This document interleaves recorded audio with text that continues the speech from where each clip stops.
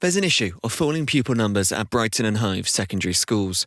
The City Council's looking to tackle this with proposals to change catchment areas.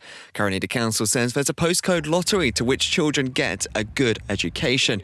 This Whitehall mother has just applied for her oldest daughter's secondary school place. She says there was very little choice. She spoke at a council meeting on the subject, expressing her wish for things to be different for her youngest.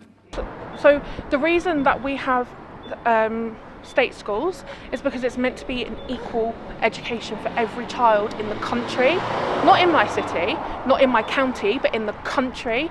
And that's not happening, and that's not right, and it's not fair for the children that aren't able to access the same education. Council proposals are aimed at stopping a school from closing altogether. It's also hoped these changes could close the attainment gap.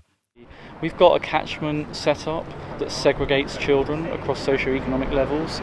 So just for example, you've got some schools that have huge amounts of kids on free school meals in one part of the city, and in another part, in a more affluent part, you've got as low as 15% of their children on free school meals, and that causes all kinds of problems. GCSE results for the city show pupils do better than a national average, but disadvantaged children perform at below the national average.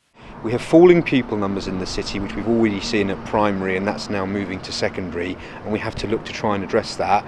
But also we have an issue in the city of unequal outcomes, what we call educational disadvantage, geographically across the city. So we want to have a conversation about how we might tackle that, and to do that we've put forward 3 illustrative models to get people starting to think about the options to try and tackle that. Since the public engagement opened on the council website, more than 1,000 people have responded. When it closes, the authority will make the decision whether or not to launch a consultation or not. Gabriel Morris in Brighton.